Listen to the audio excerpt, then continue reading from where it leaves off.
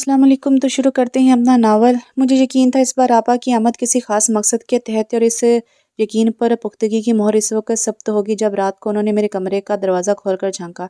खाना खा रही रिदा, हालांकि इसमें पूछने की कोई गुंजाइश ही ना थी। मैं यकीनन खाना ही खा रही थी, तब भी मैंने कमाल सादतमंदी का मुजाहरा करते हुए मुख्तसर कहा, जी हाँ। और फिर इन्हें क्या हौसला नसीब हुआ कि वो अंदर आ गई और हाथ आपस में रगड़ती हुई बैठकर कंबल में घुस गई। आज सर्दी बहुत ज़्यादा है, वैसे ये कौन सा वक्त है खाना खाने का।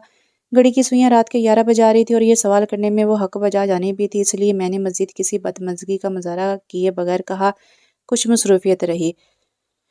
जानती हूँ तुम्हारी मसरूफियत, सुबह ऑफिस के लिए कपड़े प्रेस करने होंगे, कोई गैर ज़रूरी फाइल ढूंढ रही होगी, अलमारी की सफाई हो रही होगी, मगर ये सारे काम खाने के बाद भी तो हो सकते हैं। या मैं ये समझूं कि तुम जानबूझकर घर वालों को इग्नोर किया करती हो। मैं आपका मतलब नहीं समझी। इस बार मैंने तहम्मुल से काम लिया था। तुम खूब समझती हो मैंने कज़न तुमसे बात करने की खातिर हफ्ते का रोज़ चुना था, मगर तमाम दिन तुमने अपने फजूल कामों में सर्फ किया। हद तो यह है कि खाना भी अपने कमरे में खाया, वो भी बेवक़्त। और ये तो तुम्हें बताने या समझाने की ज़रूरत ही नहीं कि सिर्फ छुट्टी का रोज़ ही ऐसा होता है कि जिसमें तुम घर वालों को वक़्त दे सकती हो। घर के काम मेरी तवज्जो के बगैर भी बखैर खूबी अंजाम पाते हैं, ये आप मुझसे बेहतर जानती हैं। तो कम से कम अहवाल परसी का ही एहसान कर दिया करो। क्या तुम्हारे फ़राइज़ अदा कर देने से सांस उखड़ जाती है या दर्द सर ज़्यादा तकलीफ देने लगता है? अल्लाह का लाख लाख शुक्र है कि हमारे घर में रुपए पैसे की कमी नहीं। तुम्हें जॉब की इजाज़त सिर्फ तुम्हारी ख्वाहिश या ज़िद के सबब दी गई, या फिर अब्बा अम्मा और भाई अब तुम्हारी मामूली सी दिलज़ारी भी नहीं चाहते? इस तमाम गुफ्तगू का लबे-लबाब क्या है, पहले ये जान लो।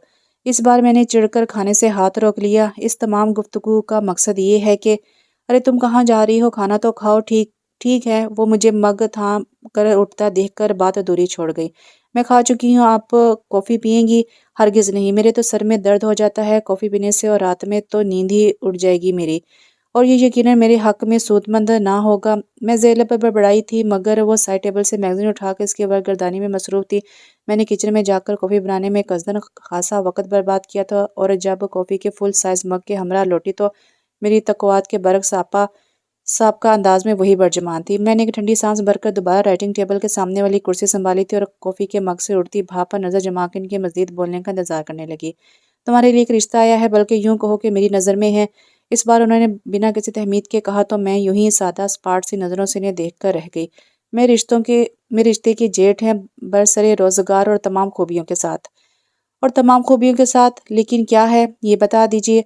मैं सोच में पड़ गई थी, मगर वो मुतासिर ना हुई। रिता, तुम ठीक नहीं कह रही हो। क्या अब मुझे अब्बा अम्मी के बुढ़ापे और बीमारी के वास्ते देने पड़ेंगे? भाइयों की फिक्र से आगाह और हालात से बाखबर करना पड़ेगा। ये भी बताना पड़ेगा कि वक्त रुकता नहीं, आगे ही आगे बढ़ता है, और गुजरता वक्त तुम्हारा आधा मन खाली करता जाएगा। मेरा आधा मन पहले से ही खाली है आपा।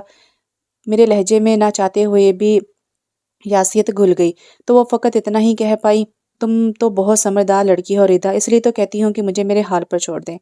क्या इतना कह देने से हम सब की फ़िक्र का मदावा मुमकिन है? जो हो गया इसे भूल जाओ, फरामोश कर दो। हर सदमे का ज़ाला मुमकिन है, ना तलाफ़ी। और फरामोश कर देना इतना ही आसान होता तो मैं सबसे पहले 2 साल कबल का तकलीफ़ दा अरसा अपनी याददाश्त से खुरच कर फेंक देती। रिद्दा, वो तुम्हारी बेलौस चाहतों के लायक ही ना था, मुझे मालूम है। बिला वजह वक़्त ज़ाया कर रही हो, मुझे बखूबी एहसास है। फिर तुम्हारा क्या फ़ैसला है? वो उलझ सी गई थी। आपका क्या ख्याल है आपा? औलाद के ख्वाहिशमंद दूल्हा या फिर किसी रंडवे की औलाद की परवरिश करके मैं इस वक़्त का दुरुस्त इस्तेमाल कर सकूँगी? वो लाजवाब होकर रह गई, फिर कदरे हिचकिचाकर बोली, किसी कुंवारे या कम उम्र लड़के का मिलना तो अब मुश्किल है। तो बिला वजह खुद को मुश्किलात में ना डालें, मुझे भी सुकून से रहने दें। वो ठंडी सांस भरकर उठ खड़ी हुई। मैं बैग थामे थकन से चूर लौटी थी। भाभी ने मेरे सलाम के जवाब में नज़रें फेर ली और बिला वजह बंटी से कहने लगी। मैंने सवाली नज़रों से टांगों पर तेल की मालिश करती अम्मी की जानिब देखा तो वो इस स्नाम में नागवारी से उठ खड़ी हुई। जाकर चाय बनाकर ले आना। अम्मी ने यकीनन इनकी नागवारी पर पर्दा डाला था। एक तल्ख मुस्कुराहट मेरे लबों पर बिखर गई। भाभी ने इनका जुमला सुना या सुनकर नज़रअंदाज कर दिया। मैं बैग सोफे पर रखकर ढेर हो गई। लाई अम्मी, मैं मालिश कर दूं? रहने दो बेटा, तुम खुद थकी हुई हो। दुल्हन के रवैये का बुरा ना मनाना। वो कोई वजाहत नुमा तावील देने लगी थी कि मैंने इन्हें रोक दिया। सब समझती हूँ मैं। इनकी लाख कोशिशों से आने वाले रिश्तों पर इनकार की मोहर सख्त करके मैं इनकी उम्मीदों पर पानी फेरा करती हूँ। गुस्सा करने में हक बजा जानिब है। वो तलाकशुदा नंद का कांटा हर भाभी की आंख में खटकता है। शादी के बाद भाई पराए हो जाते हैं और बहनें भी, तो बहने के बाद अपना हक हर हक खो बैठती हैं। मेके से बेटियों की हरामा नसीबी انہیں دوبارہ میکے کی دہلیز پر لایا کرتی ہے، وگرنہ والدین تو بروز جمع ہو چکے ہوتے ہیں اور ان کا کیا شکوہ، اندھیرے میں تو اپنا سایہ بھی ساتھ چھوڑ دیتا ہے۔ میرے لہجے میں سچائی کی تلخی دیکھ کر امی بے چین ہو گئیں۔ تم ایسا کیوں سوچتی ہو بیٹا؟ ابھی تمہارے والدین زندہ ہیں، اس لیے میں نے تمہیں نوکری کی اجازت دی تھی کہ تم اپنے آپ کو مصروف رکھ سکو۔ مگر غاصب تو تب بھی سمجھی جاتی ہوں نا، بھائیوں کی کمائی میں حصے دار۔ ہمت کیا کر ایسی دل دکھانے والی باتیں نہ کیا کر۔ امی میرے لہجے کی بے رحمی پر رو دی، مگر میری آنکھوں کے سوتے خشک تھے، شاید برسنے کا حق کھو چکے تھے یا پھر انتہا کی حدود کو پہنچا ہوا ضبط مجھے ایسے کسی بھی عمل سے باز رکھتا۔ کبھی دل چاہتا کہ اپنا سارا درد آنسوں کے رستے بہا ڈالوں، مگر عزت نفس رستہ روک لیتی۔ اپنی بے بسی کی تشہیر عزت نفس پر ضرب ہی تو ہوا کرتی ہے، اور میں اپنے آپ کو قابل رحم کہلوانے کی ہرگز روادار نہیں تھی۔ کیسی ہیں آپ مس ردا؟ میں سر جھکائے اپنے کام میں مصروف تھی جب ایک مانوس سی آواز نے میری مصروفیات میں خلل ڈالا۔ میں نے سر اٹھایا تو مصنوعی دانتوں کی نمائش کرتے اکرم صاحب بڑی کاردہ نگاہوں سے مجھے تک رہے تھے۔ میں نے مثلاً اپنی ڈیوورس مخفی رکھ کر اپلائی کیا تھا، مگر اتفاقاً ہی میرے راز کا پردہ چاک ہوا، جو کہ اکرم صاحب جیسے کم ظرف لوگوں کے لیے سود مند ثابت ہوا۔ ان کی فطرت کھل کر سامنے آ گئی۔ انہوں نے بے مقصدی میری تعریفوں کے پل باندھ کر مجھے رجانے کی کوشش کی تھی، اور میرے بار بار الٹانے پر بھی ان کی حوصلہ شکنی نہ ہو سکی۔ وہ کئی بار کھلے لفظوں میں مجھے لنچ یا ڈنر کے علاوہ اور بھی کئی قسم کی آفرز کر چکے تھے۔ اب بھی ان کی آنکھوں میں لشکاریں مارتی ہوس نے میرے اندر چنگاریاں سی بھر دیں۔ جناب اکرم صاحب، یہی سوال آپ مجھ سے صبح بھی دریافت کر چکے ہیں، اور میرے خیال میں ان 4 گھنٹوں میں ایسی کوئی ابتدا نازل نہیں ہو سکی کہ آپ کو دوبارہ میری مزاج پرسی کی ضرورت محسوس ہوئی ہو۔ آپ تو بلا وجہ بگڑ رہی ہیں مس ردا، اب ہم سے ایسی بھی کیا خفگی؟ کام کی بات کیجیے اکرم صاحب، میں مصروف ہوں، میں نے رکھائی سے کہا تو وہ معنی خیز انداز میں مسکرا دیے۔ شوکت صاحب نے آپ کو اپنے کمرے میں طلب کیا ہے، ان کی معنی خیز انداز سے سازش کی بو آئی گنجا پٹیل، میں نے دانت پیس کر کہا، اور سر جھٹک کر پیڈ پنسل سمیت شوکت صاحب کے روم کی جانب بڑھ گئی۔ وہ فون پر مصروف تھے، اس لیے سر کے اشارے سے مجھے اندر داخل ہونے کی اجازت دی۔ مس ردا، آپ کی ٹریجڈی کے متعلق سن کر بے حد افسوس ہوا۔ فون رکھ کر انہوں نے بے دھڑک کہا۔ میں جواباً ٹھنڈی سانس بھر کر رہ گئی۔ یہ یقیناً اکرم صاحب کی انتقامی کارروائی تھی، اور مجھے ان سے یہی توقع تھی۔ یہ حقیقتاً قصداً مخفی رکھنے کی وجہ دریافت کر سکتا ہوں؟ میرے خیال میں کم سے کم میرے لیے یہ کوئی قابل افتخار امر نہ تھا جس کے اشتہار بانٹے جاتے۔ اس بار میں اپنے لہجے کی تلخی نہ چھپا سکی۔ مگر آپ کی جاب متاثر ہو سکتی ہے، مرضی ہے آپ کی، مالک و مختار ہیں آپ۔ جاب آپ کی ضرورت ہے یا مجبوری سمجھ لیجئے۔ ایسی کسی بھی ٹریجڈی کا شکار ہونے والی عورت کے مسائل سمجھ سکتا ہوں میں۔ مقام حیرت ہے۔ وہ ذرا سا آگے کو جھک آئے، ان کی آنکھوں کی محسوس چمک ان کے بیان سے اختلاف رکھتی تھی، تب بھی میں خاموش رہی۔ آپ جیسی چارمنگ عورت سے کنارہ کشی کسی کافر کو منظور ہوگی؟ بائی دا وے، تھے کون بس ذوق موصف؟ ان کی اصلیت کی پہلی پرت اترتے ہی میرے ضبط کی تنابیں چھوٹتی چلی گئیں۔ شوکت صاحب کا عہدہ اختلاف رکھنے کے باوجود ان دنوں درگزر سے کام لے رہا تھا، مگر اس بار میں اپنے اوپر قابو نہ رکھ پائی۔ میرے لہجے میں زہری زہر بھر گیا، جسے مثلاً بھی چھپانے کی میں نے صحیح نہ کی تھا۔ ایک صاحب عورت کو اپنا دستے نگر جان کر لفظوں کی کاری ضرب سے اذیت کے کچوکے دینے والا، اس کی معمولی سی کوتاہی یا غلطی کو پکڑ کر نااہلی کا سرٹیفکیٹ تھما کر اپنے آپ کو اہل قرار دینے والا آپ ہی کا ایک ہم جنس۔ میز پر پیپر ویٹ گھماتے شوکت صاحب کا منہ کھلا اور آنکھیں پھٹی کی پھٹی رہ گئی میری شعلہ بیانی پر۔ میں ان کی اجازت کے بغیر اٹھ کر اپنی ٹیبل پر آگے کچھ دیر ہاتھوں میں سر تھام کر بیٹھی رہی، پھر کچھ سوچ کر چند روز کی لیو ٹائپ کر کے ان کی میز پر رکھائی۔ ردا خیر تو ہے؟ آج آفس نہیں گئی؟ میں ناشتے کے بعد صحن میں دھوپ سے لطف اٹھاتے ہوئے کینو کھا رہی تھی جب بنٹی کو کندھے سے لگائے بھابھی آن پہنچی۔ میں نے کینو چھلتے ہوئے ذرا سی نظروں سے انہیں دیکھا، جن کے تاثرات حقیقی تشویش کا اعلان کر رہے تھے۔ کچھ روز کی لیو لی ہے، سوچا ذرا آرام ہی کر لیا جائے، میں نے سہل انداز میں کہا۔ یہ تو بہت ہی اچھا کیا ہے، رنگت تو دیکھو اپنی زرد ہو رہی ہے۔ بے آرامی اور محنت کے سبب آفس سے بھی جانے کون کون سے کام اٹھا لاتی ہو سر کھپانے کے لیے۔ وہ پرسکون سی ہو کر میرے برابر کی کرسی سنبھال کر بیٹھ گئی۔ میں نے کچھ کہے بغیر کینو چھلنا جاری رکھا تو وہ قدرے جھجکتے ہوئے بولی، اس لیو کا کوئی خاص مقصد تو نہیں؟ کیا مطلب بھابھی؟ میں ٹھٹک کر رک گئی۔ میرا مطلب ہے شائستہ آپا آئی تھی اس بار تو کہہ رہی تھی کہ کچھ روز کے لیے تم کو اپنے ساتھ لے جائیں گی، تھوڑا ریسٹ مل جائے گا تمہیں۔ میرا خیال ہے کہ اپنے گھر میں بھی میں نے کبھی کولوں کے بیل کا کردار ادا نہیں کیا۔ میں ان کی بات کی تہہ تک پہنچ چکی تھی۔ نہیں ردا، تم کبھی نہیں سمجھتی ہوں، بلکہ خوب واقف ہوں آپ سب کے اراز اور مقاصد سے۔ میرے خلاف آپ سب مل کر جو کھچڑی پکایا کرتے ہیں، اس سے لا علم نہیں ہوں میں۔ اپنے گھر لے جانے سے آپا کا مقصد یقیناً یہی ہوگا کہ وہ اپنے رشتے کے جیٹھ، جو کہ سوائے اتفاق بیگم پر فاتحہ بھی پڑھ چکے ہیں اور اپنے 3 بچوں کے لیے کسی آیا نما والدہ کی متلاشی بھی ہیں، کو میرے دیدار سے مشرف فرما کر ان کی رائے جان سکے کہ میں انہیں بطور شریک حیات قبول ہوں کہ نہیں۔ ردا، تم اتنا تلخ کیوں بولتی ہو؟ بھابھی، جو غالباً میری صاف گوئی پر ہکا بکا رہ گئی تھی، کافی دیر بعد بولنے کے لائق ہو سکی۔ تلخی حالات سے زیادہ آپ سب کے رویوں کی وجہ سے ہے۔ ہر بار ایک ہی تذکرہ، ہر بات میں ایک ہی فکر۔ یوں لگتا ہے کہ میں کسی سیل کی مانند آپ سب کے سینوں پر دھری ہوں، جس کی بو سے آپ سب جلد از جلد چھٹکارا پانا چاہتے ہیں، یا پھر میری طلاق کی صورت کوئی بدنما داغ آپ کی خاندانی شرافت اور نجات پر ٹھپا بن کر لگ گیا۔ ردا، ہم سب تمہاری دشمن تو نہیں، تمہاری بھلائی ہی میں ہماری خوشیاں پوشیدہ ہیں، تو بس پھر مجھے میرے حال پر چھوڑ دیں۔ مگر وجہ تو معلوم ہو، آخر سے ہٹ درمی اور بار بار انکار کا سبب کیا ہے؟ آخر محبت پیار سے سمجھانے پر بھی تم زیر نہیں ہوتی ہو۔ ہر قسم کے حالات سے باخبر ہونے، سمجھدار، تعلیم یافتہ اور باشعور ہونے کے باوجود اس بچکانہ قسم کی ضد سے تمہارا کیا مقصد ہے؟ وہ بھی شاید اس سارے حساب باغ کرنے پر تلی تھی۔ سن لیجئے بھابھی، دوسروں کے لیے یقیناً ایک عام سا واقعہ ہوگا، یا پھر مذاق اڑا کر اپنی حسد کو ٹھنڈا کرنے کا مقام، مگر میرا مان توڑا گیا ہے کردار کشی کر کے، اور اب تک میرا کردار دوسروں کی نظروں میں غیر یقینی ہی ہے، محض اس داغ کی وجہ سے۔ مگر سن رکھیے کہ میری ذات کم سے کم میرے لیے اتنی تکلیف دہ نہیں کہ آپ کی شرافت پر لگائے گئے ٹھپے کو دھونے کے لیے اپنا ناقابل اعتماد وجود ایک بار پھر کسی عام اور نیچ ذہنیت والے مرد کے حوالے کر سکوں۔ یہ میری زندگی ہے اور اس پر سب سے پہلا حق میرا ہے، اس لیے اپنی زندگی کا فیصلہ بھی مجھ پر چھوڑ دیجئے۔ میرا وجود اب بھی کرچی کرچی ہے، مجھے اسے سمیٹ لینے دیجئے تاکہ میں دوبارہ جینے کے لائق ہو سکوں۔ میں اٹھ کر اندر آ گئی۔ ایک شخص بنا گلاب تو کانٹے چبو گیا ہوا چراغ تو گھر ہی جلا گیا۔ ایک شخص، میں کس ہوا میں اڑوں؟ دکھوں کے جال ہر سو بچھے، محبتیں بھی عجب، نفرتیں بھی مختصر، میری ہی طرح کا مجھ میں سما گیا۔ ایک شخص، کھلا یہ راز کہ آئینہ خانہ تھی رات اور اس میں مجھ کو تماشا بنا گیا۔ ایک شخص،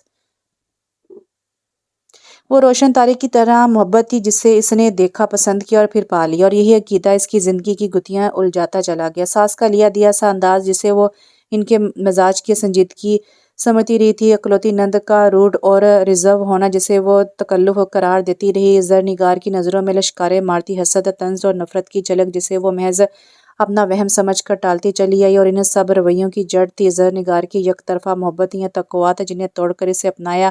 خاصی روایتی سی کہانی تھی، مگر کہانی ہمیشہ اس وقت اہمیت اختیار کر جاتی جب حقیقت کی صورت ہماری اپنی زندگی میں داخل ہو جاتی، مگر وہ تو ان سب حقائق سے دور پرے ہواؤں میں پرواز کر رہی تھی، ثاقب کی چاہتوں کی پھوار میں بھیگتی جاتی۔ کتنا بڑا مان دیا کرتی ہے مرد کی محبت، عورت کو کیسا حسین فخر عطا کرتا ہے چاہت کا حسین اعتراف۔ وہ اپنے آپ کو کئی گنا برتر اور افضل محسوس کیا کرتی تھی، اس کا دل اعتراف کی پائل نرم نازک پیروں میں باندھ کر دور تک رقص کرتے چلے جانے کو چاہتا، محب کی بھرپور چاہتوں کے جواب میں اپنا تن من اس پر نچھاور کر دینے کو جی چاہتا۔ ان سب کے سر درد رویوں پر ثاقب کی چاہتیں باری تھی، جن کی پھوار میں بھیگتی وہ سرشاری سی رہا کرتی تھی۔ خلوص محبت اپنائی کے جذبوں سے ان سب کا دل جیتنے کی توقع وابستہ کیے بیٹھی تھی، یہ جانے بغیر کہ کچھ لوگوں کے دلوں پر ہر درمی کے قفل پڑے ہوئے ہوں تو ان کے لیے مقابل کی مثبت رویے کوئی معنی نہیں رکھتے، جو اپنی ہار کو دوسرے کی گردن کا توق بنا ڈالنے پر کمر بستہ رہتے ہیں، سمجھوتے کی اس رائے سے محروم ہوتے ہیں جو وہ سوچ لے کر رہتے ہیں، وہ جو سوچ لیں کر کے رہتے ہیں، اور جو کہہ دیں حرف آخر سمجھا کرتے ہیں۔ مقابل کے بے لوث جذبوں سے ان کی نفرت کم نہیں ہو پاتی، اور اس جیسے کم ظرف لوگ ہی اپنی ہار کا بدلہ ان سے بھی لیا کرتے ہیں جو قصوروار بھی ثابت نہیں ہوتے۔ اس نے بھی نادانی میں ایسے ہی کانٹوں بھرے دشت میں قدم رکھ دیا تھا، اس وقت ان سب کے رویوں کا معنی نہ پہنا سکی، اور اسے وقت ہی کہاں نصیب ہو سکا کہ ان سب کے رویوں پر نظر ڈالنے کا۔ امی، جو افنان ضیاء کی شادی کے بعد جلد از جلد اس کی شادی کر دینے کی فکر میں تھی، اس مناسب رشتے کی غنیمت جان کر بلا وجہ وقت ضائع کرنے کی بجائے چٹ منگنی پٹ بیاہ والا معاملہ رچا بیٹھی، अवलन वो ज़रनिगार की खसूसी अहमियत पर हैरान कन सी रहा करती थी। साकिब के अलावा नंद, रिज़विया और सास साहिबा दिन का बेशतर हिस्सा इसके आगे पीछे फिरने, ख़ातमदारत पसंद नापसंद को अहमियत अवलियत देने में गुजारा करती। मामूली सी कोताही पर रिज़विया को झाड़ पड़ जाती, मगर ज़रनिगार के हिस्से में सिर्फ मुस्कुराहट आया करती। दुनिया जहान के फैशन करना इसका वतीरा था।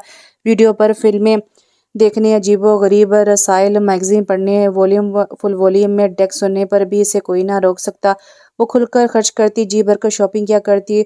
और ये इसे साकिब की ज़ुबानी इल्म हुआ कि ज़रनिगार की इस घर में हैसियत इतनी मजबूत क्यों है। महरूम वालिदैन के तरके में छोड़े गए सासे, ज़मीन जायदाद और बैंक बैलेंस की वजह से फितरती तौर पर अहले खाना की नज़रें जिस पर मरकूज़ थीं, और जो सबके हाथों से मछली की मानद फिसल गई साकिब की रिदा से शादी की बदौलत। तुम्हें मालूम है तुम इस दुनिया की हसीती लड़की हो। साकिब ने ऑफिस से आते ही किचन में आकर से थाम लिया। लगता है करीब की नज़र कमज़ोर हो गई। आपकी मिस वर्ल्ड ने सुन लिया तो मुकदमा कर देंगी आप पर। वो होले से हंसी।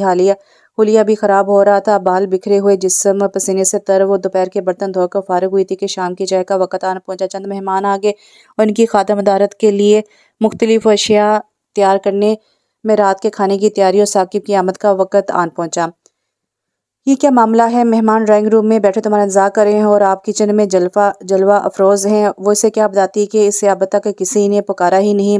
रिज़विया चाय का ऑर्डर देकर गई और ज़रनिगार चेहरे से बेज़ारी झलकाती ट्राली धकेलती लेकर चली गई। हुलिया ही ऐसा ख़राब हो रहा है, मेहमान मासी ही समझेंगे मुझे। वो बात को टाल गई। और अगर तुमने फ़ौरन से बेशतर अपना हुलिया तब्दील नहीं किया तो तुम सोच भी नहीं सकती कि मैं तुम्हारा क्या हाशिया बिगाड़ दूंगा। साकिब खतरनाक तेवरों की अदाकारी करते हुए उसकी जानिब बढ़ने लगा। वो हंसते हुए पीछे हट रही थी कि पुश्त की जानिब से किसी से टकरा गई। अम्मी आप। साकिब संभल गया। वो चोर बन गई, मगर वह चेहरे पर स्पाट सर्द तासर लिए खड़ी थी।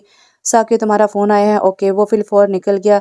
विदा ये क्या हरकत थी? वो मुजरमों की मानी सर झुकाकर रह गई। मैंने पहले भी साफ लफ्ज़ों में तुम्हें समझाने की कोशिश की थी, मगर लगता है तुम साथ साथ सुनना ज़्यादा पसंद क्या करती हो। ये जवान बेटियों का घर है और इस घर में ऐसी बेहयाई के मुजाहरे शर्म आनी चाहिए तुम्हें। मुमकिन है तुम्हारे मेके में यही तरीके अपनाए जाते हों, मगर ये मेरा घर है। अपने इस तरह के शौक वहीं जाकर पूरे किया करो।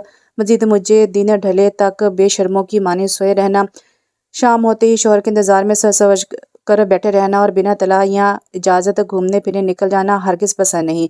गज़ब खुदा का, मुझे तो ज़रनिगार के सीने पर लूटते सांप रुलाते हैं। क्या हालत हो गई मेरी बच्ची की, घुलकर कांटा हो गई। ये सफ़ेद झूठ था। क्या मुंह दिखाऊंगी रोज़े क़यामत बहन को। साकिब तूने हमें सर उठाने के लायक ना छोड़ा। पर घड़ों पानी पड़ गया। शर्म के सास ने इसकी हालत गैर कर डाली। इसे अपने कदम ज़मीन में अंदर धंसते महसूस होने लगे। इस पर तंज़ो मलामत के तीर बरसाकर वह बड़बड़ाती हुई निकल गई तो वो बामुश्किल अपने आप को घसीटती अपने कमरे तक ला सकी, जहाँ बेड पर बैठा साकिब जूते उतारता हुआ जला रहा था। हद होती है।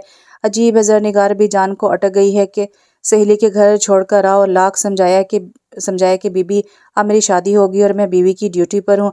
अब बख्शो मुझे, मगर नहीं जी, मुंह बनाकर बैठी है। खैर तुम फिलफौर तैयार हो जाओ, घूमने चलते हैं, खाना भी बाहर ही खाएंगे। खैर तुम्हारे चेहरे पर 12 क्यों बज रहे हैं? खैरियत तो है?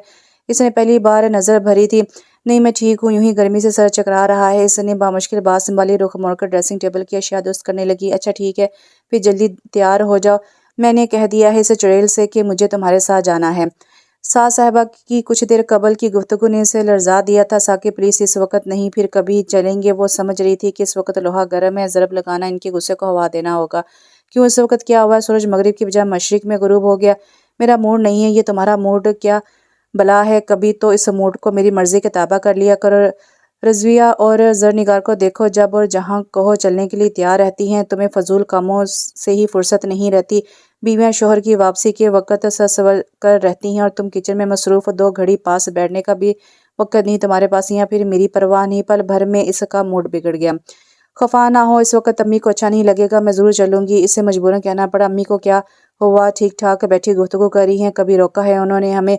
इनका बहाना बनाने की क्या ज़रूरत है? साकिब प्लीज़ कल। अब मैं तुमसे कहीं चलने के लिए नहीं कहूँगा। मैं अकेला ही चला जाता हूँ। बल्कि इससे बेहतर है कि ज़रनिगार की दुआएं समेट लो। वो वापस बैठकर दोबारा फीते बांध कर चलता बना। वो बेबसी से देखती रह गई। सुनो, तुम्हारी साबका मंगनी क्यों ख़त्म हुई? इस रोज़ वो किचन में साकिब के लिए नाश्ता बना रही थी। जब अपने लिए कॉफ़ी तैयार करते हुए ज़रनिगार ने खासे तीखे चतूनों के साथ इसे दराफ्त किया। बाज़ार इसने आम और सरसरी سا انداز اپنایا تھا، مگر اس کے لہجے کی خصوصیت نے اسے ششدر سا کر ڈالا تھا۔ یہ بات اسے کزن اپنی معلومات کے دائرے سے باخبر کرنے کی خاطر سنائے گی یا پھر یوں ہی برصغیر تذکرہ؟ تاہم اس کے لہجے میں چھپی بلیک میلنگ اس سے مخفی نہ رہ سکی۔ کیوں تم نے بتایا نہیں؟ سنا ہے کافی پرانی تھی، ٹھکرے کی مانگ تو نہیں؟ نہیں ایسا تو نہیں، شرفا میں زبان کی بڑی اہمیت ہوا کرتی ہے، اور ہوں تو زبانی کلامی بات طے ہوئی ہوگی۔ جیسے خالہ نے میرے پیدا ہوتے ہی کڑا میری کلائی میں ڈال کر مجھے ثاقب سے مصروف کر دیا تھا۔ اس نے بنا جواب دیے انڈا توڑ کر فرائی پین میں ڈالا۔ خاصی انڈرسٹینڈنگ رہی ہوگی پھر تو۔ نہیں کچھ ایسی خاص تو نہیں۔ اس کی تھانے دارانہ تفتیش پر اس نے جلدی کام سمیٹنا شروع کر دیا تاکہ وہاں سے نکل سکے۔ ایسا تو ممکن نہیں، بچپن کی مانگ تو پہلا تصور ہوتا ہے، کوئی دوسرا خیال پاس نہیں پھٹکتا۔ بڑی غیر جانبدار ہوتی ہے پہلی محبت، بارش کے اولین قطرے کی مانی شفاف و کم عمری میں ہی ایک تصور ذہن و دل پر قابض ہو کر رہ جاتا ہے، کچھ اس طرح قابض ہو جاتا ہے کہ لاکھ فراموش کرنے پر بھی اس کے نقش نہیں مٹتے۔ کم عمری کے یہ ناپختہ خواب اتنا قوی تر ہوتا ہے کہ کسی ضدی بچے کی مانند دامن تھام کر بیٹھا رہتا ہے۔ ہر خیال، ہر عکس اتنا ہی پختہ ہوتا ہے کہ اس کے رنگ مٹائے نہیں مٹتے۔ زرنگار کا تجزیہ کچھ غلط نہ تھا، فان اس کی اولین محبت تھا، شعور کی منزلوں کو پہنچ کر ذہن میں جڑ بنانے والا پہلا خیال۔ اس کے اندر ایک پرانی یاد نے ہوک اٹھائی تھی، مگر یہ بھی سچ تھا کہ اس نے ہر تصور کو، خیال کو جھٹک کر دل کے صفحے سے ہر پرانی یاد کو کھرچ کر ایمانداری کے ساتھ ثاقب کی زندگی میں قدم رکھے تھے۔ پھر بھی تمہارے درمیان کچھ تو رہا ہوگا، مکالمے، خطوط، فون، یا پھر سرتاپا اس کا جائزہ لیتی زرنگار کی نگاہیں جانے کیا کھوج رہی تھیں۔ جیسے میں اور ثاقب تھے، بچپن ساتھ کھیل کود کر گزارا، ایک دوسرے کی عادت سی ہو گئی تھی ہمیں ایک دوسرے کی برتھ ڈے پر تمام مصروفیات بلا طاق رکھ کر ایک دوسرے کو وش کرنا، ہر جگہ ہر وقت ہم ساتھ ہی نظر آیا کرتے تھے، حتیٰ کہ دوسروں کو بھی ہمیں ساتھ دیکھنے کی عادت ہو گئی تھی۔ ایک دوسرے کے بنا ادھورے تھے ہم، ایک دوسرے کی پسند ناپسند سے اچھی طرح واقف ہیں۔ تم سن رہی ہو نا؟ وہ خالی سی نظر اس پر ڈال کر رہ گئی۔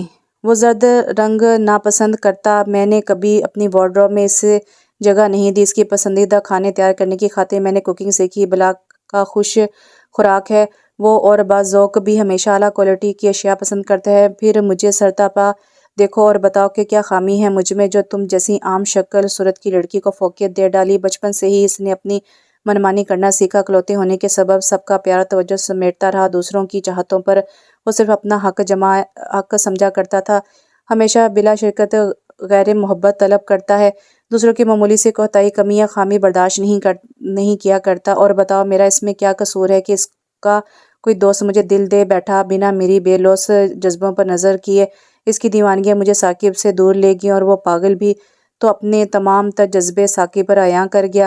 اپنی راہ ہموار کرنے کی خاطر اس نے میری راہوں میں کانٹے بچھا دیے، اور ثاقب پھر کسی دلیل سے قائل نہ ہو سکا، میری بے گناہی کے باوجود وہ مجھ پر اعتبار نہ کر سکا۔ زرنگار کے لہجے میں حسرت پناہ تھی۔ وہ کہتا ہے جو شے میری ہے وہ 100% میری ہی ہونی چاہیے، اسے کوئی یقین دلائے کہ میرے جذبے اس کے لیے اب بھی 100% ہی ہیں، مگر مانے تب نہ۔ اس کے اندر بھنبٹ سے بھڑک رہے تھے، مگر وہ خاموش تھی۔ زرنگار نے از خود اپنی ہار کا اعتراف کیا تھا، اور یہ باعث طمانینت تھا، مگر ایک خلش سی اس کے دل میں پھانس بن کر اٹک گئی۔ سنیے ثاقب، آپ نے زرنگار سے شادی کیوں نہیں کی؟ اسی رات اس نے بظاہر عام اور سادہ سے لہجے میں ثاقب کو کریدا، کیونکہ اس کے نزدیک زرنگار کی سچائی مشکوک تھی، وگرنہ وہ اپنے اور ثاقب کے تعلقات کی نوعیت سے اسے آگاہ کرنے کا کیا مقصد تھا؟ جیلسی۔ انہوں نے بڑی گہری نگاہوں سے اسے دیکھا۔ بالکل بھی نہیں، بس یوں ہی بائی دا وے پوچھا۔ کیوں؟ کیا زرنگار نے تم سے کچھ کہا؟ ہرگز نہیں، میرا خیال ہے وہ ایک آئیڈیل لڑکی ہے، خاصی حد تک حسین بھی، آپ کا اس کے ساتھ خاصا بہتر میچ رہتا۔ ردا سنو، میں تمہارے خیال سے متفق نہیں، وہ میری کزن ہے، تم سے بہتر میں اسے جانتا ہوں۔ جو خصوصیات بہترین بیوی میں ہونی چاہیے، اس میں ان خصوصیات کا فقدان ہے۔ خالہ خالو جان کی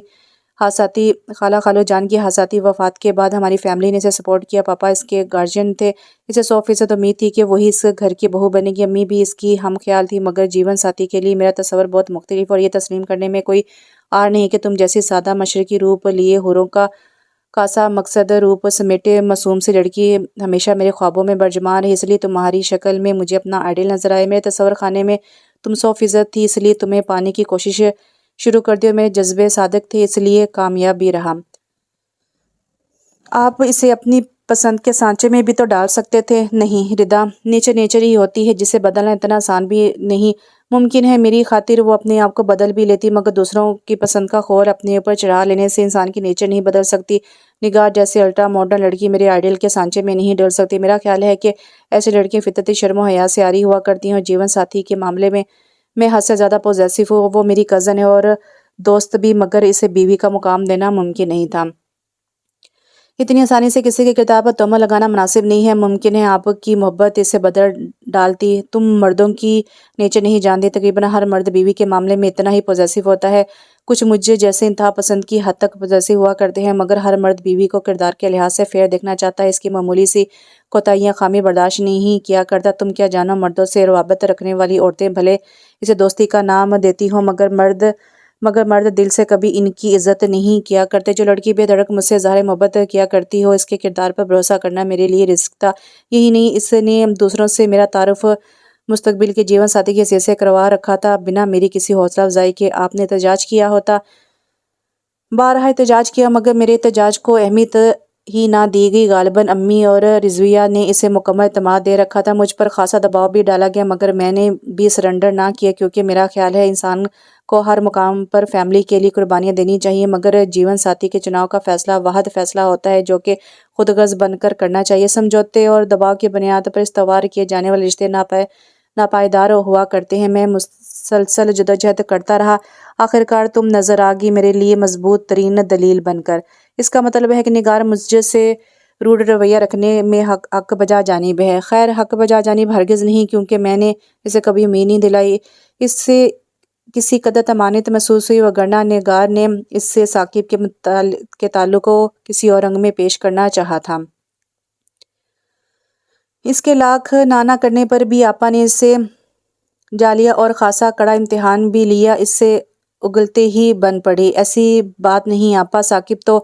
ارے جانے دو بی بی، تم کیا جانو ان مردوں کی چال بازی۔ ادھر بیوی کو مطمئن کر دیا، ادھر محبوبہ کو مجبوریوں کی داستان سنا کر عام کیا۔ اگر ذرا نگار کی کہانی میں سچائی ہوتی بھی تو ثاقب کو اس سے شادی کرنے سے کوئی روک سکتا تھا؟ اس نے بھرپور احتجاج کیا۔ دیکھ لیے ہوں گے کوئی گن یا پھر کرتوت۔ مجھے بھی خاصی چبھن سی محسوس ہوئی تھی۔ خیر، بات چیت لگی کہیں یا نہیں؟ بتا رہی تھی ساس صاحبہ کے کئی رشتے آئے ہیں، مگر وہ حامی ہی نہیں بڑھتی۔ تو پھر صاف ظاہر ہے کہ اب بھی کچھ امید ہوگی یا دلائی جا رہی ہوگی۔ آپا، اتنی بدگمانی بھی اچھی نہیں۔ ثاقب کے بارے میں تو آپ ایسا نہ کہیں۔ اس نے قصداً ثاقب اور آپا کو زر نگار کی کہانی سنانے سے اعتراض کیا تھا۔ چلو ٹھیک ہے، تم کہتی ہو تو مان لیتی ہوں۔ خیر، ساس کا رویہ کیسا تمہارے ساتھ؟ ویسا ہی دھوپ چھاؤں سا، کبھی خاموش جامد اور کبھی غصے والا۔ مہربان ہرگز نہیں۔ تو پھر تو بھانجی کے غم میں شریک ہوں گی۔ لگتا تو یہی ہے، کیونکہ وہ اس سے بہت زیادہ اہمیت دیتی ہیں۔ رضویہ بھی دبی ہوئی سی محسوس ہوتی ہے اس سے۔ ہاں بھئی، دولت شاہی ایسی ہے، وگرنہ یتیم و بے سہارا لڑکیاں دوسروں کی زیر بار رہتی ہیں، خدمت میں زندگی وقف کر دیتی ہیں۔ ویسے ثاقب کا کوئی چکر وکر تو نہیں، اب تک تو ایسا کوئی معاملہ مجھ تک نہیں پہنچا۔ تو پھر تو طے ہے کہ اسے اب بھی امید ہے۔ دیکھو، گھر کا بھیدی لنکا ڈھائے بڑی شاطر ہوتی ہیں اس قسم کی لڑکیاں۔ نظر رکھو ثاقب پر، ہاتھ سے نہ نکلنے دینا۔ خیر، ان پر تو مجھے مکمل بھروسہ ہے، مگر یہ یاد رکھنا کہ بیوی کی حیثیت صفر ہو جاتی ہے دسترس میں آ کر، جبکہ پرائی شے ہمیشہ اچھی لگتی ہے۔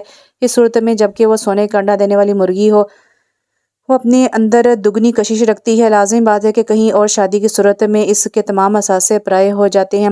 یہ بات تو 100% درست کی ہے آپ نے۔ مجھے بھی یہی محسوس ہوتا ہے۔ ساس و نند صاحبہ خوشامد اور چالپوسی میں لگی رہتی ہیں ہم وقت، مگر ایک بات کھٹک رہی ہے آپا۔ مجھے لگتا ہے کہ میری سابقہ منگنی والی بات مخفی رکھ کر سخت غلطی کی گئی ہے۔ ہائے، یہ خیال تمہیں کیوں کر آیا؟ اسے ثاقب کی اس روز والی گفتگو تفصیلاً آپا کے گوشے گزار کرنی پڑی۔ آپا، مجھے تو وہم سا ہو گیا، ایسی باتیں چھپتی نہیں ہیں، اور نگار کو اس بابت علم ہونا خطرے سے خالی نہیں، اور آخر اس سے علم کیسے ہو گیا؟ ارے جانے دو بی بی، اول درجے کی سادہ لو ہو تم، کوئی بازار میں کھڑا کر کے فروخت کر دے تب بھی علم نہ ہو تمہیں۔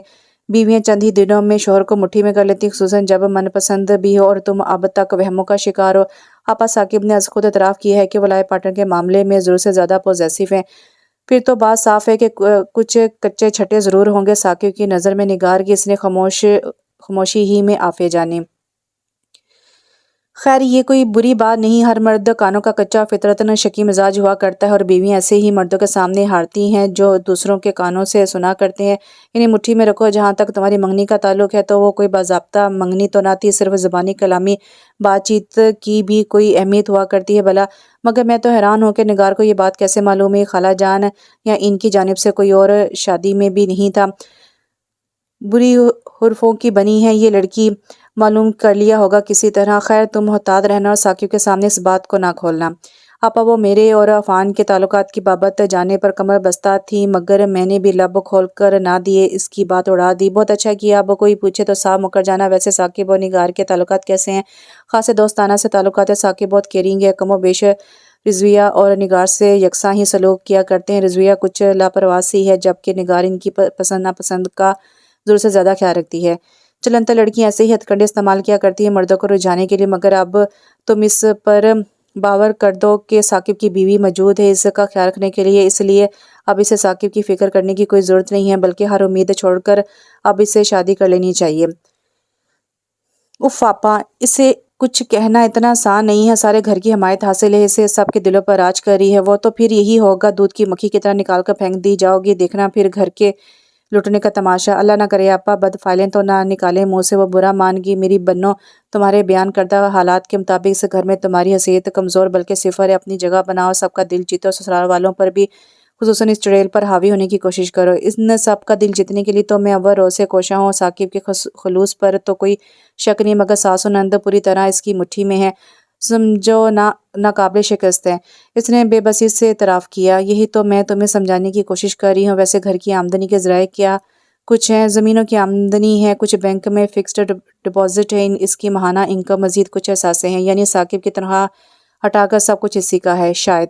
ہوں تو پھر اس کی حیثیت مضبوط ہے، مرد سے تو وہ ہار گئی ہے، لہٰذا اپنی فاتح کے کا اسے احساس دلاؤ، نہ صرف یہ کہ بلکہ یہ بھی ثابت کرو کہ تم اتنی کمزور نہیں کہ تمہارا حق آسانی سے غصب کر لیا جائے۔ اپنی جگہ بنانے کی کوشش کرو، خصوصاً ثاقب کی پسند ہونے کی صورت میں یہ مشکل ہوگا، مگر یہ تمہاری زندگی کا سوال ہے۔ گھر بنانے میں مدتیں صرف ہوا کرتی ہیں، بگڑنے میں پل نہیں لگتا۔ گھر کے زیادہ کام کا بوجھ اپنے اوپر نہ لینا، کہیں نوکرانی بن کر نہ رہ جاؤ۔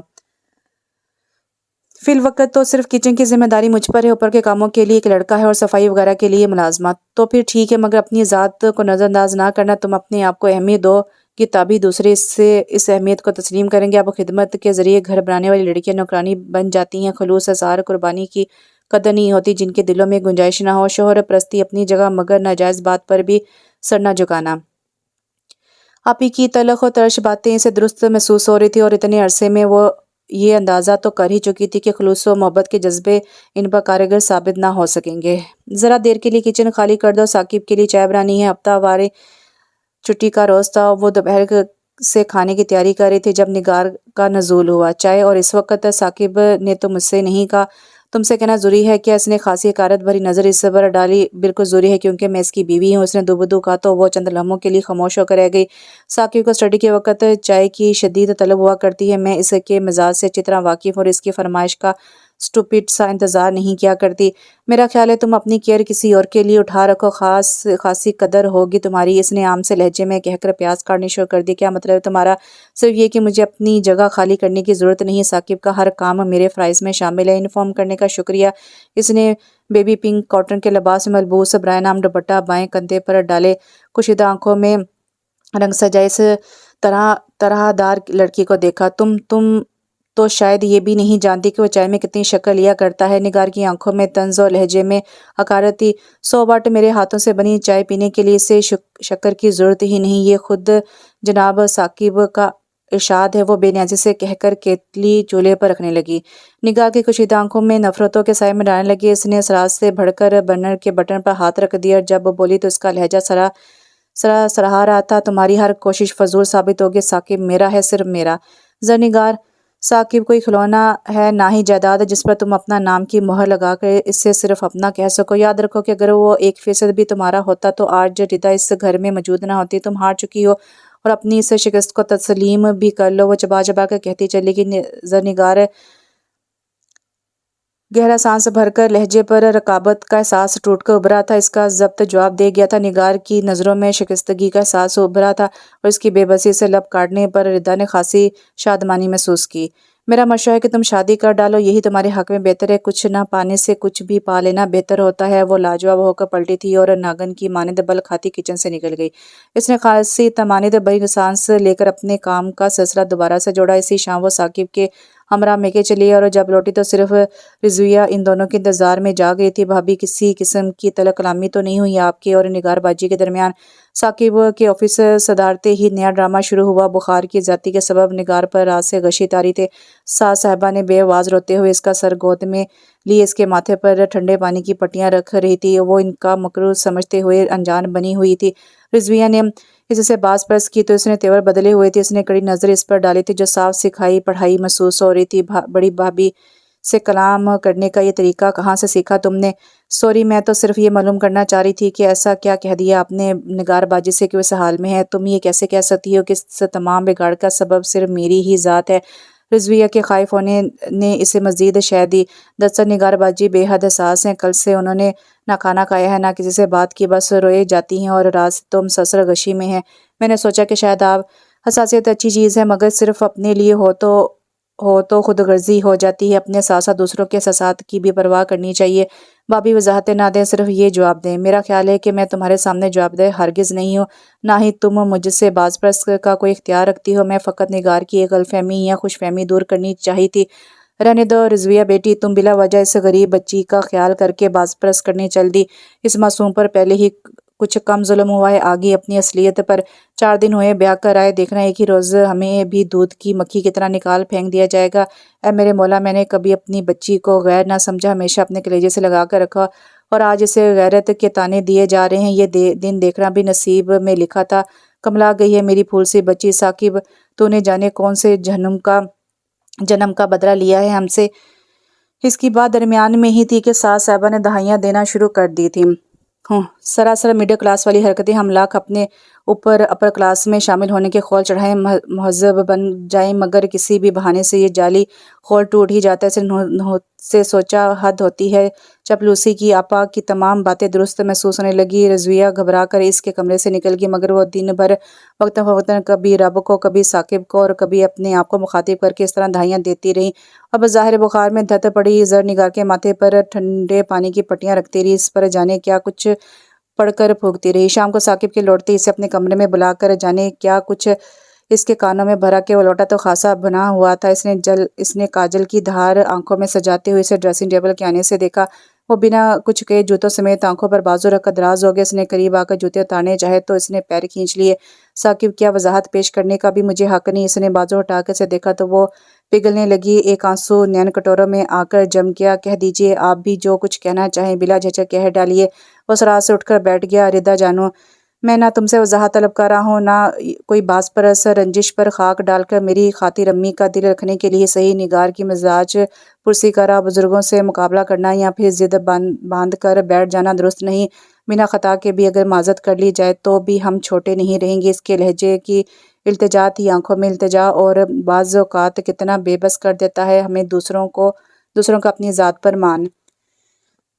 معاملہ جیون ساتھی کا نہ ہوتا تو وہ کچھ لمحے سوچنے کا توقف کرتی، مگر یہ ثاقب تھا جس کے ایک حکم پر وہ اپنی جان بھی نچھاور کر سکتی تھی۔ وہ مکانگی انداز میں اٹھ کر نگار کے کمرے میں آتی، نگار سے دیکھ کر سوتی بن گئی۔ ساس صاحبہ کو خدا کڑے وقتوں میں ہی یاد آیا کرتا تھا اور نگار کی بیماری سے بڑھ کر کڑا وقت ہو بھی نہیں سکتا تھا، سو وہ دعا کے لیے ہاتھ پھیلائے بیٹھی تھی۔ اسے دیکھ کر ان کی دعا طویل تر ہو گئی۔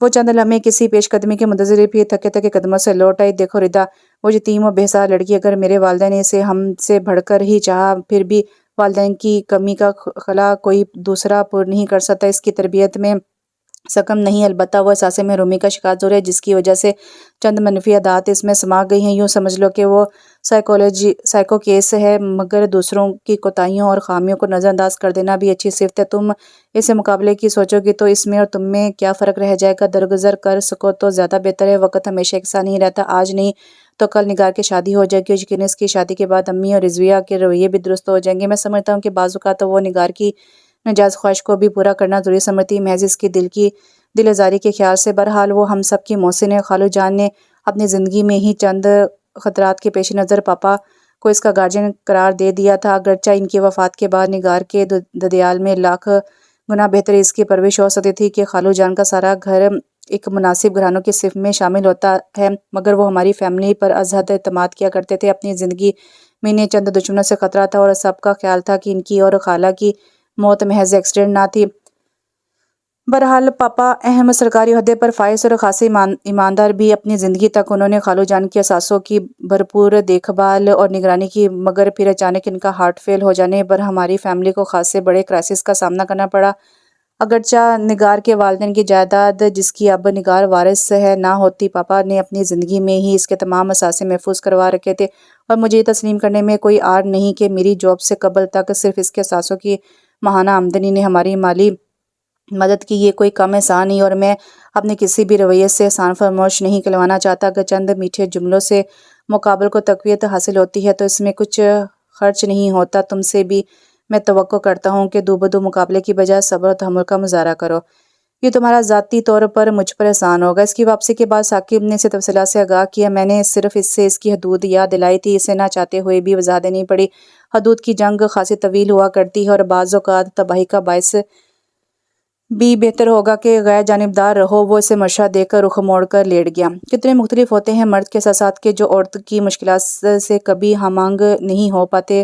فکر معاش میں دن کا بڑا حصہ گھر سے باہر رہنے والا مرد گھریلو مورچوں پر جمی سرد جنگ کے اثرات سے واقف ہو کر بھی غیر جانبدار رہتا ہے۔ یہی اس کی عقل مندی کی دلیل ہے۔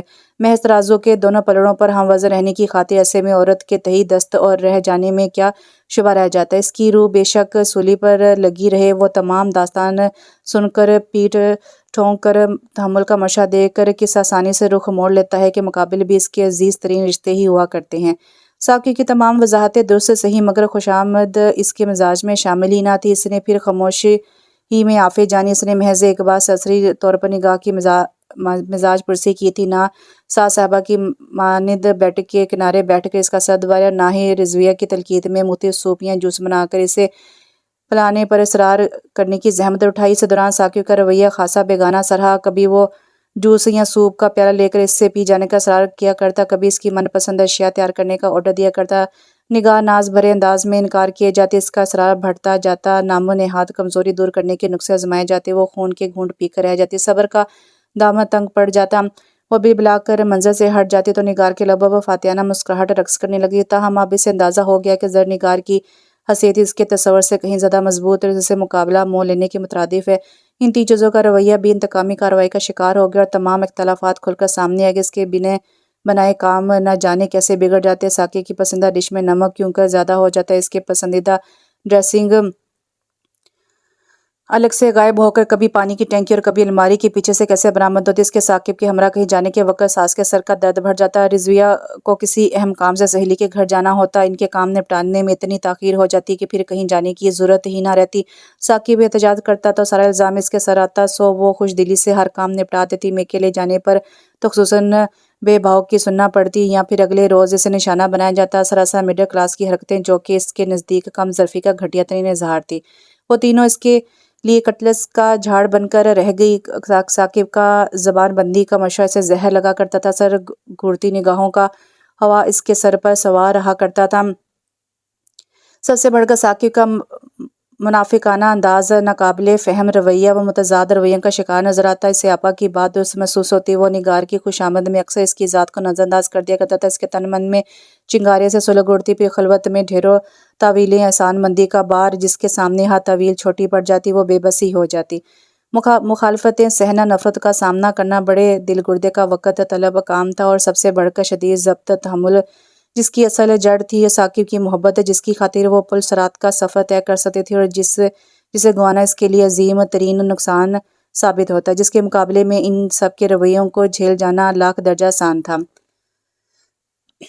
اس بار بھی آپا اس کی شکل دیکھ کر بول اٹھی، اور وہ تو خود اپنا بوجھ ہلکا کرنے کی خواہاں تھی۔ تو یہ صورتحال ہے آپا؟ تمام کہانی سن کر جانے کسے سوچ کیا تھا گہرائیوں میں ڈوب گیا۔ آپ نہیں جانتی آپا، ثاقب کی ڈپلومیسی مجھے کس عذاب میں مبتلا رکھتی ہے۔ ڈپلومیسی؟ ہاں، یہ ڈپلومیسی نہیں تو اور کیا ہے؟ ادھر ماں بہنوں اور ادھر ڈائن کے نخرے اٹھانا، یا مجھے دلاسے فراہم کرنا۔ نگار کی نام و نہاد بیماری میں خصوصاً ان کا رویہ بطور خاص میرا دل جلاتا رہا۔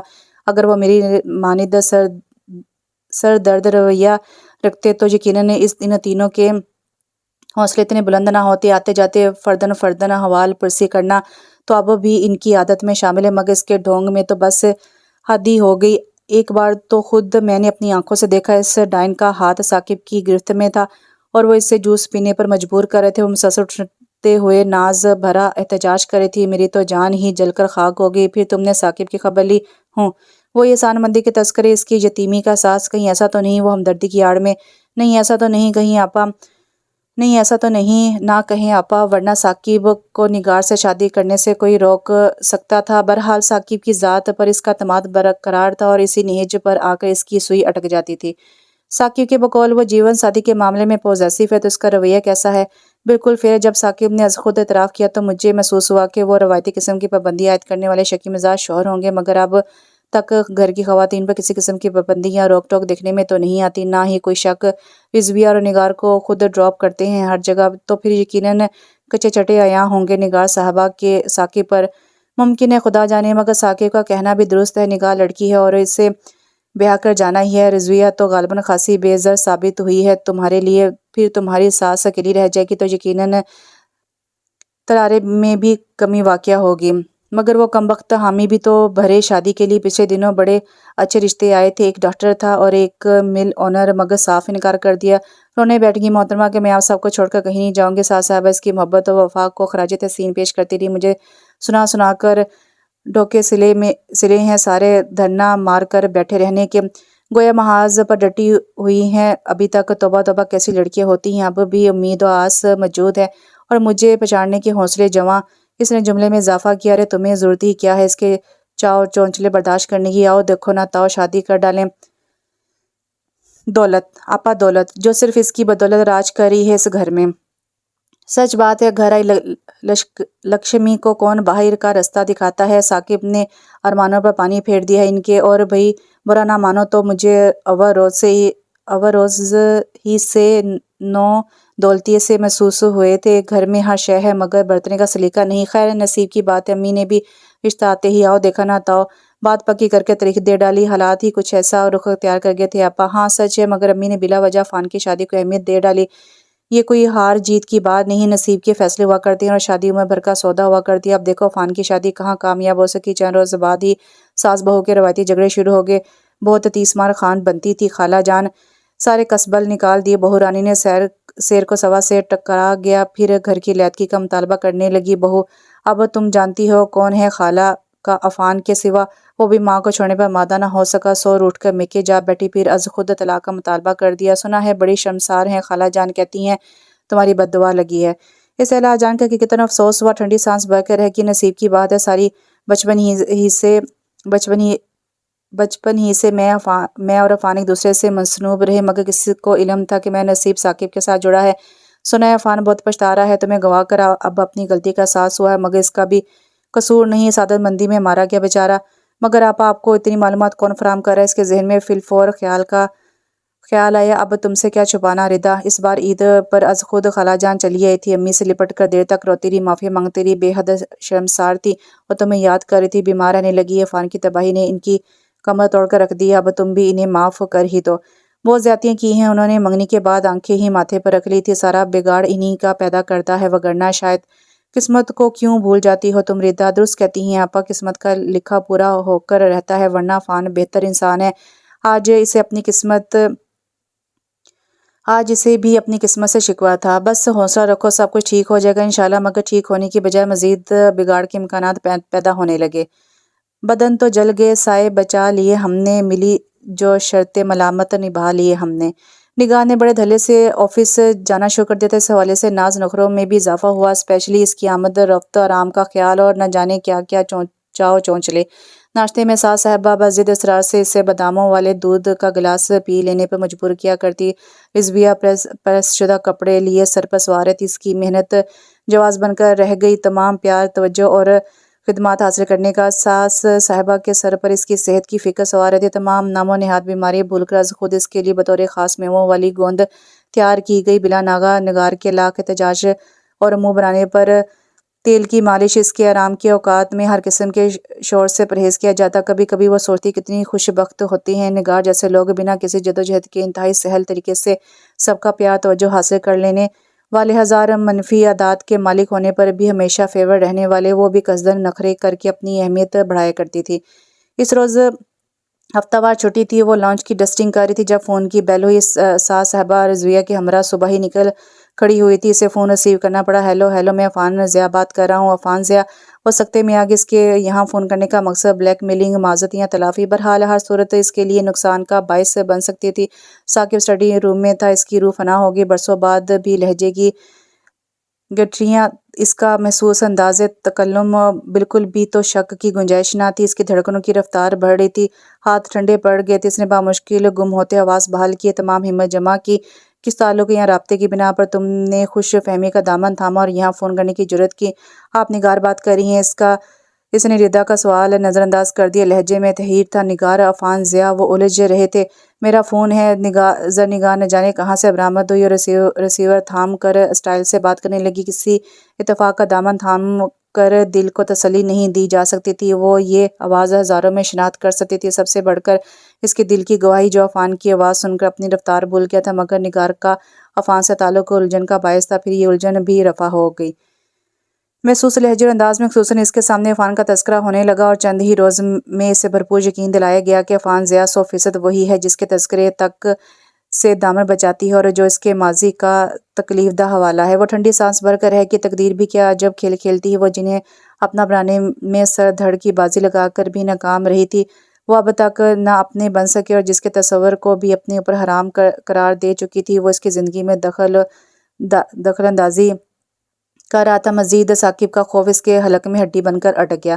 عفان کا فون اکثر و بیشتر اس کی غیر موجودگی میں ہی آیا کرتا تھا، غالباً دیے گئے وقت کے مطابق سے انتہائی ضرورت کے علاوہ فون اٹھانا اپنے اوپر حرام کر لیا۔ اگر ثاقب کی موجودگی میں بیل ہوتی تو وہ تینوں گونگے کا گڑ کھائے بیٹھی رہتی، مجبوراً ثاقب کو فون ریسیو کرنا پڑتا۔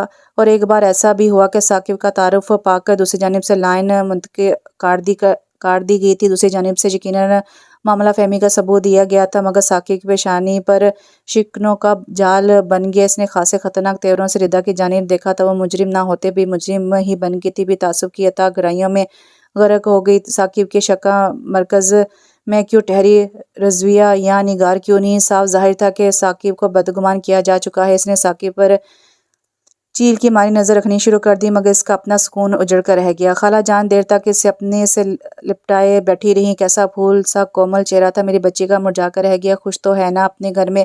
انہوں نے اپنی جانب رخ موڑ کر بغور اس کا جائزہ لیا۔ بالکل خوش ہوں خالہ جان، بس پچھلے دنوں کچھ طبیعت خراب رہی، نزلہ، کھانسی، بخار، اس سے بات سنبھالنی مشکل ہوگی۔ جھوٹ بولنا بھی تو ایک فن ہے جو کھرے لوگوں کے بس کی بات کہاں۔ موسم ہی ایسا ہو رہا ہے، شدید ٹھنڈ پڑ رہی ہے، پچھلے دنوں میرے بھی جوڑوں کا درد شدت اختیار کر گیا۔ آپ آرام کیا کریں نا خالہ جان۔ آرام اپنے نصیب میں کہاں، اکیلی جان ہر وقت گھر کے دھندے نپٹاتی ہوں، ماسی رکھی تھی، مگر پھر گھر کی چھوٹی موٹی اشیاء غائب ہونا شروع ہو گئی تو عفان نے نکال دیا۔ عفان کے تذکرے پر وہ خاموش ہو کر یوں ہی امی کا پاندان کھول کر جھانکنے لگی۔ عفان کی سنائیں خالہ جان، کیا حال ہے؟ اس کے بھابھی نے ان کی توجہ بانٹی تھی، مگر وہ خاموش ہو کر رہ گئی۔ کیا سناؤں، مرجھا کر رہ گئے، میرا بچہ بہت اداس رہنے لگا ہے، وہ ڈائنس کا سارا سکھ چین ساتھ لے گئی ہے، انہوں نے آہ بھر کر کہا۔ شادی کر دیجیے اب، اس کی بھابھی نے انجانے میں ہی اس کی دکھتی رگ چھیڑ دی۔ وہ مانے تب نہ، شادی کے تو نام سے ہی بتکتا ہے، مجرم سمجھتا ہے اپنے آپ کو، کہتا ہے کہ سزا جھیل رہا ہوں، خوشیوں پر میرا کوئی حق نہیں ہے۔ یہ کیا منطق ہوئی بھلا، مرنے والوں کے ساتھ بھی مرا نہیں جاتا؟ فاتحہ دلا کر لوگ صبر کا دامن تھام کر بیٹھ جاتے ہیں، اگر مجھے اس کی بے گناہی کا پہلے ہی معلوم ہوتا تو شاید یہ نوبت ہی نہ آتی، مگر قسمت کے لکھے کو کون بدل سکا ہے۔ دست کہتی ہیں خالہ، اگر آپ کی اجازت ہو تو میری نظر میں 2-4 اچھی لڑکیاں۔ ارے مرد کا کیا جاتا ہے، 10 شادیاں بھی کرے تو، اور ابھی تو عفان کی عمر بھی کچھ زیادہ نہیں ہے۔ وہ جانتی تھی بھابھی کا مقصد، اس لیے اکتا کر اٹھ گئی۔ شام میں عفان خالہ کو لینے آیا، بہت ٹوٹا ہوا منتشر سا چہرہ، پر سنجیدگی، متانت کی گہری چھاپ، آنکھوں میں کسی دکھ کے ملال کی پرچھائیاں، فقط ضرورتاً یا مخاطب کیے جانے پر بولتا ہوا وہ 6 سال قبل کا زندہ دل عفان اس میں کھوجتی ہی رہ گئی۔ اسے افسوس سا ہوا، بعض اوقات خطا اتنی گمبھیر نہیں ہوا کرتی جتنی کہ سزا طویل پکڑ جاتی ہے۔ امی خالہ کو رات کے کھانے کے لیے روکتی رہ گئی، مگر ان کے پاس طویلوں کی طویل لسٹ تھی۔ امی اور بھابھی کو ان کی منشا کے سامنے گھٹن ٹیکنا پڑے، اس کا رکا ہوا سانس بحال ہوا۔ رات میں ثاقب کو اسے لینے آنا تھا، جانے عفان سے سامنا ہونے پر ان کا رد عمل کیا ہوتا۔ چلتے سمے عفان کے سامنے خالہ نے بطور خاص اس کے سامنے ہاتھ جوڑے معافیاں مانگتی رہی۔ اس کا اپنا دل بھی بھر آیا، اتنی کینہ پرواہ وہ کہاں تھی، تمام عداوتیں پل بھر میں جھانکی مانے بیٹھ کے، اسے نہ چاہتے ہوئے بھی جب دل سے معاف کیا تب ہی ان کی تفشی ہو سکی۔ وہ عفان کی تباہ شدہ زندگی کو اس کے ساتھ کی گئی زیادتیوں کا پھل کہتی رہی۔ عفان کی گاڑی نے گلی کی نکڑ پار کیا ہی ہوگا کہ ثاقب کا نزول ہو گیا۔ تاسا ناقابل فہم سے تھی، اس کا دل کسی نے مٹھی میں لے لی۔ امی کے لاکھ روکنے پر بھی ثاقب نے فی الفور واپسی کی رٹ لگا رکھی تھی۔ تم انتہائی ناقابل اعتبار عورت ہو، اس لیے میں نے تم پر اول روز باور کروا دیا تھا کہ ماضی کا کوئی حوالہ مجھے پسند نہیں، مگر تم ساری عورتیں ایک جیسی ہوا کرتی ہو، اس لیے بار بار میکے جانے کی ضد کیا کرتی ہو کہ سابقہ منگیتر وہی ہیں۔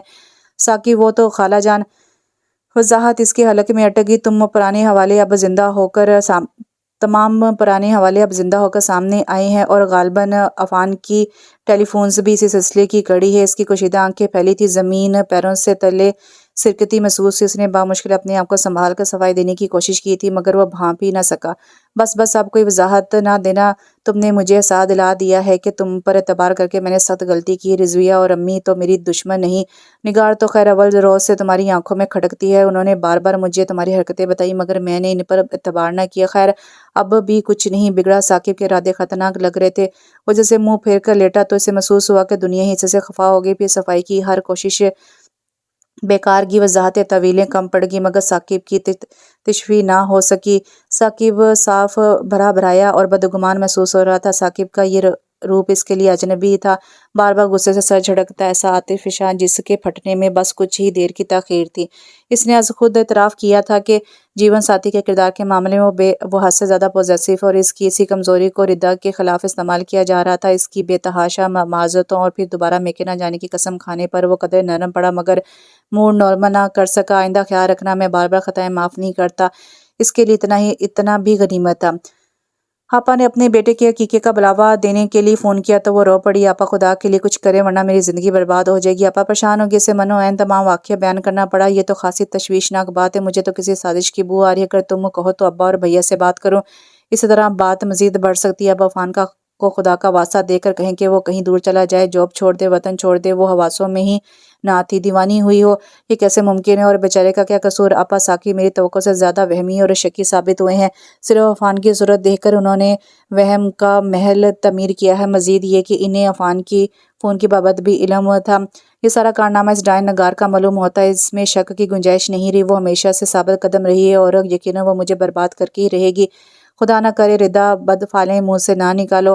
آپا مجھے کچھ سمجھ نہیں آتا، اس روز ثاقب کے تیور بدلے ہوئے ہیں، مجھے بہت خوف آ رہا ہے، یہ تینوں ہر دم میری طاق میں رہتی ہیں، میری کسی چھوٹی خطا کی متلاشی رہا کرتی ہیں، میرا دم گھٹنے لگا ہے اس گھر میں۔ اس وقت کہاں ہیں تینوں؟ نگار آفس میں ہے، رضویہ اور ساس صاحبہ ابھی گئی ہیں مارکیٹ۔ حوصلہ رکھو، سب کچھ ٹھیک ہو جائے گا، صرف ثاقب کو اپنی مٹھی میں رکھنے کی کوشش کرو۔ میری گرفت ہی تو مضبوط نہیں رہی آپا، سب کچھ ہاتھوں سے نکلا جا رہا ہے۔ اس کا لہجہ کانپ رہا تھا۔ آپا آپ عفان کو میری محبت ہی کا واسطہ دے کر تاکید کر دیں، اسے اس تعلق کی قسم دے دیں جو شادی سے قبل میرے اور اس کے درمیان رہا۔ اب وہ یہاں فون کرنے یا میرا سامنا کرنے کی حماقت نہ کرے، ورنہ میں سب کچھ کھو بیٹھوں گی۔ وہ فون پر ہی بلک بلک کر رو دی۔ آپا کے پاس تسلی کے الفاظ کم پڑ گئے، صد شکر کہ اس وقت وہ تنہا تھی، اس لیے آنسوں کا سہارا لے کر دل کا غبار نکالنے کا موقع مل گیا۔ آنسو بھی قدرت نے کیا شے بنائی ہے جن کے ذریعے انسان اپنا بوجھ کم کر لیا کرتا ہے، اگر نہ ہوتے تو شاید انسان کا دل شدت غم سے پھٹ ہی جاتا۔ اسے بھی قدرے تقویت نصیب ہوئی تھی، آپا کے دلاسوں نے بھی دل کو اطمینان بخشا تھا، مگر وہ یہ نہ جانتی تھی اس کی کال نہایت چلاکی مکاری سے ٹریپ کی گئی ہے۔ آپا نے عفان سے بات کی یا نہیں، مگر چھٹی والے روز عفان کا فون ایک بار پھر آئے تو وہ پھٹ پڑی، کس مٹی کے بنے ہو تم، اپنی زندگی تو اجاڑ بیٹھے ہو، مگر مجھے تباہ کرنے پر کیوں تلے ہو؟ ردا تمہارا مقصد کچھ بھی ہو، مگر تم یہاں فون نہ کیا کرو، میں تمہیں تمہاری عزیز ترین شے کا واسطہ دیتی ہوں۔ کبھی تھا کوئی میری زندگی میں، مگر اب تو زندگی بھی عزیز نہیں رہی۔ ہمت کرو، ایسی باتیں ہر ہمت کو کھو چکے ہو تم، اس کی تو سزا پا رہا ہوں تم سے زیادتی کی۔ اب یہ تمام باتیں بیکار ہیں، تم کیا جانو عورت کی مجبوریاں، زندگی کے کسی بھی موڑ پر ماضی کا تعلق یا حوالہ اس کی زندگی تباہ کر سکتا ہے۔ میں تو یوں بھی کانٹوں بھری راہ گزر پر سفر کر رہی ہوں، ماضی کا ہر حوالہ اپنے ذہن سے کھرچ چکی ہوں، ہم دونوں کا ہی ماضی ناسور بن گیا ہے، ہمارے لیے تمہیں ہمارے لیے مجھے تمہاری یادوں سے نجات نہیں ملتی۔ میں معاف کر چکی ہوں صدقے دل سے، بس اب یہاں فون نہ کرنا۔ اس کا جملہ مکمل ہونے سے قبل ریسیور ایک جھٹکے سے چھین لیا گیا تھا۔ وہ مڑی تو زمین پیروں تلے سے سرکتی چلی گئی۔ ثاقب اب کوئی جھوٹی تعویل نہ گھڑنا۔ ردا بیگم وہ ریسیور رکھ کر مڑا تو اس کے تیور بدلے ہوئے تھے۔ ثاقب اب میری بات نہیں، اب سننے کی گنجائش نہیں، اپنے کانوں سے سننے پر کسی غلط فہمی کی گنجائش نہیں رہتی۔ اور یہی نہیں جس گال پر سابقہ محبت کے واسطے دیے جا رہے تھے وہ بھی جھٹلا دو گی تم، ہے نا؟ وہ طنزی انداز میں ہنسا تو اسے محسوس ہوا کہ وہ کتنے خطرناک لوگوں میں پھنسی ہوئی ہے۔ عفان ضیاء سے محبت قائم تھی تو پھر میری زندگی برباد کرنے کی کیا ضرورت تھی؟ عفان ضیاء تو صرف ماضی، ہاں، اور تم جیسی عورتوں کے ساتھ ساتھ ماضی چلا کرتا ہے۔ تم شوہروں کی آنکھوں میں دھول جھونک کر سابقہ عاشق مشکا بڑی مکاری سے آگے بڑھاتی ہو۔ ثاقب آپ مجھ پر تہمت لگا رہے ہیں، در حقیقت آپ کو بزن کیا گیا ہے، مگر یاد رکھیے کہ آپ اپنی زندگی داؤ پر لگا رہے ہیں۔ اس میں نہ جانے کہاں سے اتنا حوصلہ آ گیا تھا۔ شک کی کوئی گنجائش نہیں ردا بیگم، امی نے تمہاری عاشقانہ گفتگو سنی ہے، کاش میں پہلے آنکھیں کھول لیتا۔ ایسا نہیں ہے امی جھوٹ بولتی ہیں، نگار حاسد ہے، صرف تم پاک باز اور سچی ہو۔ میں نے دھوکہ کھایا ہے، غلطی کہ تمہاری اصلیت نہ پہچان سکا، جبکہ نگار تم سے لاکھ درجہ بہتر ہے۔ وہ کل بھی میری تھی اور آج بھی میری ہی ہے۔ یہ سارا بگاڑ اسی کا پیدا کردہ ہے، مگر میری اسے کبھی سکھ کا سانس نہیں لینے دے گی اور تم بھی ہمیشہ برباد رہو گے۔ شٹ اپ، دور ہو جا میری نظروں سے، بد چلنی کرنے والی عورت۔ وہ حلق کے بال چیخا تھا۔ 2 سال گزر جانے کے بعد بھی اس کے رخسار پر ثاقب کے تھپڑ کی جلن تازہ تھی، اور یہ تھپڑ اس کے رخسار پر نہیں کردار پر پڑا تھا۔ دوسروں کی منفی رویے ہمیشہ اس جلن میں اضافہ کرتے رہے۔ وہ کچی کچی ہو کر بکھر جاتی، بامشکل وجود کو سمیٹتی اور پھر کسی کی ضرب سے ٹھوکر کھا کر گر پڑتی۔ وہ کبھی اپنے وجود کو جمع ہی نہ کر پائی اور نہ ہی اپنی زندگی کو عنوان دے کر ایک بار پھر کسی راہگزر پر قدم رکھ سکی۔ اس واقعے کے بعد عفان کی اسلام آباد ٹرانسفر کی خبر موصول ہوئی تو وہ تقدیر کی ستم ظرفی پر دل کھول کر ہنسی۔ طلسم عشق رہا ایک ساتھ ہونے تک، خیال درد نہ آیا نجات ہونے تک، ملا تھا ہجر کے رستے میں صبح کی مانند، بچھڑ گیا تھا مسافر سے رات ہونے تک، رنگ بدلتی ہے اس کی نگری بھی نہر کو دیکھا فرات ہونے تک، وہ میرے ساتھ کھیلا تھا عشق کی بازی میں اپنی فتح سمجھتا تھا مات ہونے تک۔ غزل اس سے بات کرنے کا یہی وسیلہ ہے، اب اس سے بات ہونے تک میں اس کو بھولنا چاہتا ہوں تو کیا کروں عادل، وہ جو مجھ میں زندہ بچا خود میری ذات ہونے تک۔ جب میں نام و نہاد مسکن اتار کر 15 روز بعد آفس لوٹی تو نئے جنرل مینیجر کی آمد کا سن کر سرشار ہو گئی۔ دل میں گنجے پٹیل خبیث صورت شفقت صاحب سے نجات پر شکرانہ ادا کیا اور اپنی کولیگ سائقہ کے مشورے پر سلام خلوص پیش کرنے پہنچ گئی۔ اس نے نوک کر کے دروازہ وا کیا تھا اور اندر داخل ہوتے ہی پہلا قدم گویا دہلیز میں دھنس کر رہ گیا۔ نہ جانے کیوں وہ لوگ بار بار ہم سے ٹکراتے ہیں جنہیں بار بار فراموش کرنے کی صحیح میں ہم اتنی ہی بار بکھرتے ہیں، جن کا ایک نقش اپنی یادوں سے کھوج دینے پر بھی ان کے تصور سے نجات نہیں ملتی، جنہیں دیکھ کر راہ بدلنے پر بھی اگلی راہ پر انہی کو ہم سفر پاتے ہیں۔ وہ جو ماضی کی تلخ ترین یاد، ناقابل فراموش حوالہ اور اس کی دکھتی رگ بن کر رہ گیا تھا، تقدیر کی ستم ظرفی سے ایک بار پھر اس کے سامنے تھا۔ عفان کی آواز پر وہ بامشکل تمام اپنے آپ کو گھسیٹ کر کرسی پر ڈھیر کر سکی۔ خوفزدہ ہو وہ چہرے پر گہری سنجیدگی کی چھاپ لیے اسے تک رہا تھا۔ نہیں، اب کسی نقصان کا خوف نہیں ہے۔ ٹھیک تو ہو شاید، یقیناً کیوں نہیں، یقین کی ساری تنابیں جو چھوٹ گئی ہیں ہاتھوں سے۔ لیکن ردا، کبھی کبھی رسمی جملے بے معنی ہو جاتے ہیں۔ یقین رکھو جو حادثہ تمہارے ساتھ پیش آیا، یقیناً مجھے حقیقتاً افسوس ہوا ہے۔ حادثے ہمارے ذات سے مصنوع ہو کر ہی تو اہم ہو جاتے ہیں، وگرنہ نہ کتنی عورتیں ہیں جنہیں… ردا، آگے نہ بولنا، بہت کریہ لفظ ہے یہ۔ وہ خاموش ہو کر رہ گئی، خصوصاً اس سے یہ دکھ دگنا ہو گیا جب علم ہوا کہ اس حادثے کا تھوڑا بہت ذمہ دار میں بھی ہوں۔ صرف ذمہ دار نہیں بلکہ اصل قصوروار تم ہو۔ وہ سوچ کر رہ گئی، نگار میری کولیگ تھی، یقین رکھو اس نے از خود تمہارے حوالے سے شناسائی کا اظہار کر کے فون کرنے پر اصرار کیا، ایک بار نہیں بار بار تمہارے حوالے سے چند میسیجز بھی دیے۔ مجھے نہیں معلوم تھا کہ میرے چند فون تمہاری زندگی میں اتنا بڑا انقلاب لے آئیں گے۔